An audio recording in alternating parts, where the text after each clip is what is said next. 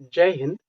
आज के पहले वीडियो में हम महाजनपद काल के बारे में पढ़ रहे थे और महाजनपद काल में पहला वंश हर्यंक वंश हम पढ़ चुके थे, जिसका हम फटाफट रिवीजन कर लेते हैं। उसके बाद आगे शिशुनाग वंश पे बढ़ते हैं। हर्यंक वंश का संस्थापक बिंबिसार था।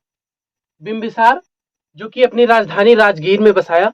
उसके बाद बिंबिसार ने चंडप्रद्योत के इलाज के लिए अपने राजवैद्य जीवक को भेजा। उसके बाद इनका पुत्र अजातशत्रु हुआ। अजातशत्रु को पितृहंता या कुड़िक कहा जाता था, क्योंकि इसने अपने पिता बिंबिसार की हत्या की थी।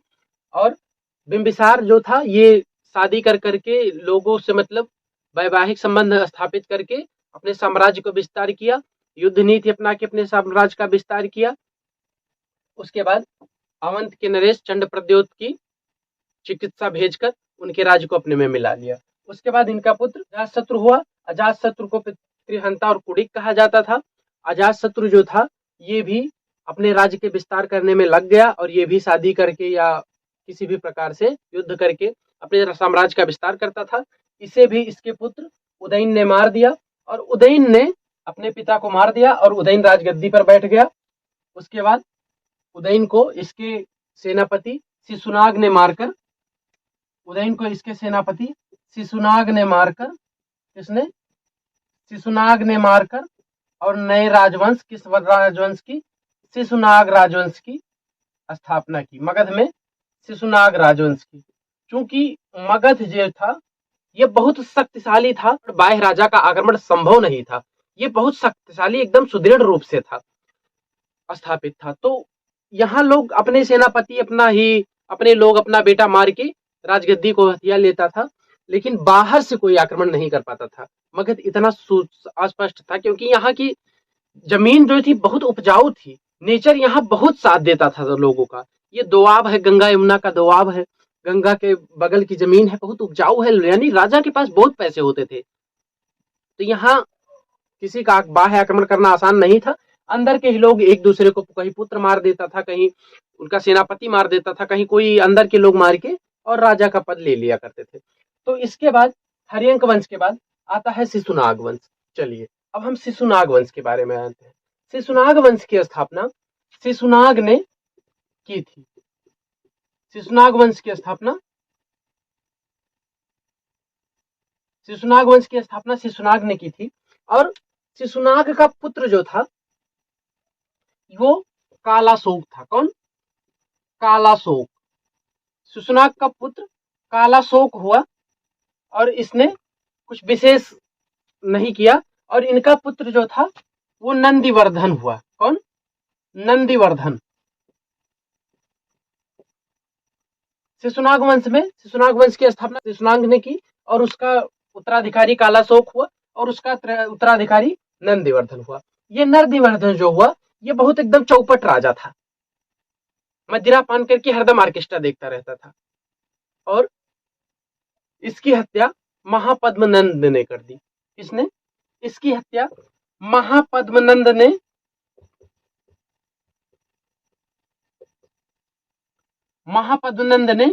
नंदिवर्धन की हत्या कर दी और मगध पर नंदवंश का शासन हो गया। कौन से? महापद्मनंद ने नंदिवर्धन की हत्या करी और उसके बाद नंदवंश चलने लगा कि हाँ मगध पर नंदवंश का शासन हो गया, जिसके संस्थापक कौन थे? महापद्मनंद। नंदवंश। इसके बाद आया नंदवंश। नंदवंश की स्थापना किसने की? महापद्मनंद ने नंदिवर्धन को मारकर। किसने? महापद्मनंद ने नंदिवर्धन को मारकर नंदवंश की स्थापना की। नंदवंश के संस्थापक कौन थे? महापद्मनंद। और इस नंदवंश के और बीच में कुछ शासक हुए जिसका कोई विशेष रोल नहीं था, तो इसलिए हम उन्हें नहीं पढ़ते हैं। उसके बाद अंतिम शासक आया घनानंद। कौन? महापद्मनंद ने नंदवंश की स्थापना की मगध पर और उसके बाद बीच में कुछ और राजा हुए जिनको कोई विशेष रोल नहीं था। क्योंकि ये पूर्व पहले से ही शक्तिशाली राज्य था, तो इस पर किसी बाह्य राजा ने आक्रमण नहीं किया, तो ये वंश दर वंश चले आए। और फिर इसके बाद इसका अंतिम शासक हुआ घनानंद। कौन हुआ? घनानंद। ये घनानंद महाचौपट राजा था, मतलब इतना आलसी, इतना अय्यासी राजा था कि ये दिन रात मदिरा पी के और ऑर्केस्ट्रा देखता रहता था, लड़कियों को नचाता था और वही देखता था हमेशा, ये घनानंद। तो इसी समय जब ये शासन कर रहा था मगध पर, ये मगध पर यहाँ इसे शासन कर, चूंकि इस बहुत विकास हो गया था, मगध पूरा इसे फैल गया था यहाँ तक, यहाँ मगध पर ये घनानंद शासन कर रहा था। उसी समय सिकंदर बेबीलोन से यहाँ आ रहा था। सिकंदर ऐसे जीतते हुए, क्योंकि 5-7 देशों को ही सिकंदर जीता था, लेकिन फिर भी उसे विश्व विजेता क्यों कहा जाता है? 5-7 राज्यों देशों को जीता था सिकंदर, उसको विश्व विजेता क्यों कहा जाता है? क्योंकि उस समय उन्हीं 5-7 राज्यों देशों की खोज ही हुई थी, लोग उसी 5-7 देशों को ही जानते थे, तो जितना जानता था उसने को जीत चुका था, बाकी यहाँ भारत की तरफ चढ़ रहा था। तो जीतते जीतते आया, तो अखंड भारत पहले ऐसे यहाँ अफगानिस्तान से लेके ऐसे तो था। उसके बाद यहाँ एक राजा तो रहता था जिसका नाम था पोरस। क्या नाम था? पोरस। पोरस। और यहाँ से झेलम नदी बहती थी, यहाँ से झेलम नदी बहती थी और यहाँ पोरस राजा राज्य करता था। सिकंदर आया और पोरस बहुत छोटा सा राज्य था, पोरस का राज्य बहुत छोटा था, फिर भी इसने अपने जी जान लगा के सिकंदर से युद्ध किया। चूंकि सिकंदर की सेना बहुत बड़ी थी, उसके पास अस्त्र शस्त्र बहुत ज्यादा थे, पोरस हार गया। फिर भी सिकंदर ने कहा आपके साथ क्या किया जाए? तो उसने कहा मैं वीर हूं, मैं मरना स्वीकार करूंगा, सर झुकाना नहीं। और उस समय सिकंदर के पास साथ उसकी पत्नी भी आई हुई थी। क्योंकि पोरस की ये बात सुनकर सिकंदर एक वीर का सम्मान करता है, और सिकंदर भी पोरस की बात सुनकर प्रसन्नचित हुआ और उसने कहा कि मैं तुम्हें तुम्हारा राज्य सौंपता हूं। उसी समय सिकंदर की बीवी उसे देखने लगी, तो उसने कहा चलो इसको राखी बांधो, राखी बांधो। क्योंकि ये वीर था तो उसको डर हो गया कहीं व्हाट्सएप नंबर न ले ले, तो पोरस से अपनी बीवी से इसको राखी बंधा दिया और पोरस को कहा कि मैं जब आगे बढ़ूंगा नंदवंश की तरफ तो तुम मेरा साथ दोगे। क्योंकि पोरस एक शक्तिशाली, एक वीर राजा था, लेकिन यार हारा ही हुआ होता है, और इसका बहनोई भी हो गया जो वो राखी बांध दी उसकी बीबी, तो मजबूरी में पोरस को मानना पड़ा। तो उसने कहा चलिए प्रयास करेंगे, जितना देंगे। उसके बाद सिकंदर की सेना यहां झेलम नदी के किनारे आ गई। तो यहां तक्षशिला में एक चाणक्य नाम के शिक्षक पढ़ाया करते थे। उन्होंने देखा कि सिकंदर की सेना मगध की तरफ आ रही है। किसकी सेना? सिकंदर की सेना मगध की तरफ आ रही है। तो वो बहुत तेज दौड़ते दौड़ते आए यहाँ घनानंद के पास, और ये घनानंदवा पीके बंटी बबली और ऑर्केस्ट्रा देख रहा था। तो ये चाणक्य आए इसके पास और कहे महाराज, सिकंदर की सेना आपके ऊपर आक्रमण करने वाली है, आप सचेत हो जाइए और अपनी सेना को नदी के पास भेज दीजिए ताकि वो सेना वापस चली जाए, आपके ऊपर आक्रमण ना कर सके। तो ये एकदम मदिरम व्यस्त था,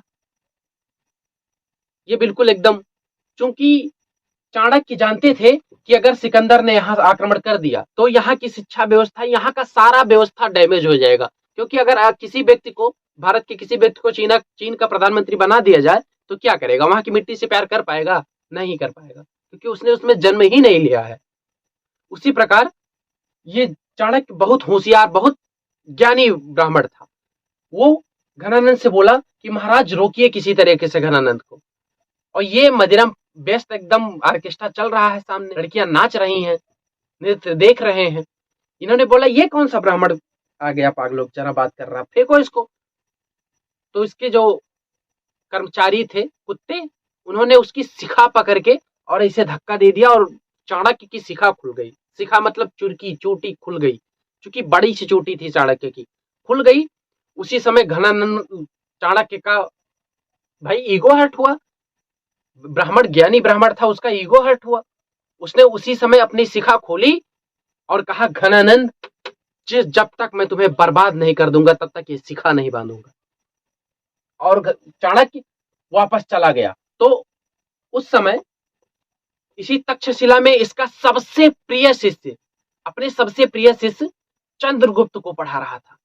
कौन?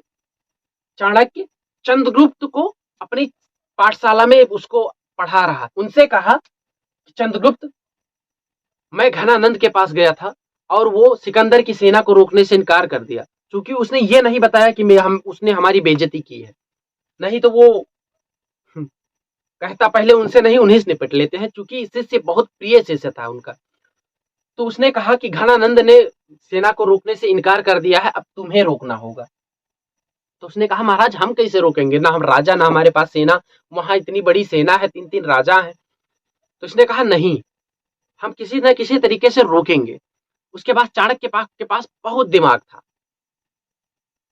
उसने इसकी सेना में उसी के बेस में चंद्रगुप्त को घुसा दिया। चंद्रगुप्त को सिकंदर की सेना में चाणक्य ने घुसा दिया और यह अफवाह फैलाने में चाणक्य सफल हो गया कि ये भारत देवभूमि है, भारत के मुख्य भूमि में घुसने वाला से, यानी जीतने के चाह से भारत में घुसने वाले व्यक्ति को आंख फूट जाती है, वो मर जाता है। और चाणक्य जहर विद्या में बहुत निपुण था, वो लोगों को जहर देता था, चाहता था तो 10 दिन बाद मरते थे, चाहता था 5 वर्ष बाद मरते थे, चाहता था 6 महीने बाद, 1 दिन बाद, 1 घंटे बाद, जब का जहर वो देता था तब मरते थे। चाणक्य विष कन्या बनाने में बहुत निपुण था। वो पहले ही जान जाता था छोटी बच्चियों को कि ये बाद में जाके बहुत सुंदर होगी। उसी को नमक देना कम कर देता था और हल्का हल्का जितना शरीर एब्जॉर्ब कर सके उतना जहर दिया करता था। इसी प्रकार बहुत सारी विष कन्याएं बनाया था, उनको भी उसके सेना में शामिल कर दिया। चूंकि सुंदर थी तो कौन ना करेगा भाई, लड़कियों का बोलबाला है, इसीलिए। अभी एक लड़की कमर हिला के डांस बना दे, देखो लाखों व्यूज जाते हैं। तो चाणक्य ने चंद्रगुप्त को घुसाया और चंद्रगुप्त इसमें सफल हो गया। किसी के जहर मिला दे, आंख फूटने वाला, किसी के 4 दिन बाद मरने वाला, किसी के 1 हफ्ता बाद मरने वाला, तो कौन याद रखेगा 1 हफ्ता पहले हम क्या खाए थे। सब पूरी सेना के दिमाग में ये फीड हो गया कि ये देवभूमि है। अगर हम झेलम नदी को पार करते हैं, अगर हम झेलम नदी को पार करते हैं तो हम कोई मर जाएगा, कोई आंख फूट जाएगी, किसी पैर कट जाएगा, कुछ ना कुछ हो जाएगा, किसी को पैरालाइज हो जाएगा। मतलब ये मनोवैज्ञानिक पूर्ण रूप से दबाव बना ले गया और सेना इस झेलम नदी को क्रॉस करने से इनकार कर दी। किस नदी को? झेलम नदी को क्रॉस करने से इनकार कर दी। अथक प्रयास करने पर सिकंदर के ये सेना आगे बढ़ी नहीं। तो सिकंदर के 2 सेनापति थे। कौन कौन? पहला था सेनापति था स्थल वाली सेना का, जिसका नाम था सेल्यूकस निकेटर। क्या नाम था? Seleucus Nicator. स्थल वाली सेना का पति का नाम सेल्यूकस निकेटर था और जल वाले सेनापति का नाम, जल सेना के सेनापति का नाम निर्याकस था। क्या? निर्याकस। तो सेल्यूकस निकेटर तो थोड़ा समझदार था, ये समझ रहा था कि ऐसा तो नहीं हो सकता कि ये देवभूमि है, इसमें कोई टोना टोटका है, लोग मर जाते हैं, इसमें कुछ तो किया जा रहा है। लेकिन ये निर्याकस्वा जो था, इसके दिमाग में भी बैठगा कि हाँ ये भारत देवभूमि है और यहां नहीं जाना चाहिए, और ये लोग वापस लौटने चल लगे। तो ये 326 ईस्वी में यहाँ पोरस से इनकी युद्ध हुई थी। कब? 326 ईसा पूर्व में। 326 ईसा पूर्व में अशोक की पोरस से युद्ध हुई थी, जिसका नाम हाइडेस्पीज का भी युद्ध कहा जाता है। कहां हो था? झेलम नदी के किनारे। इसे वितस्तता का युद्ध भी कहा जाता है। कौन सा? वितस्तता का भी युद्ध कहा जाता है। हाइडेस्पीज का युद्ध, झेलम नदी के किनारे वितस्तता का युद्ध, जब ये पोरस से युद्ध किया था, पोरस हार गया था तब।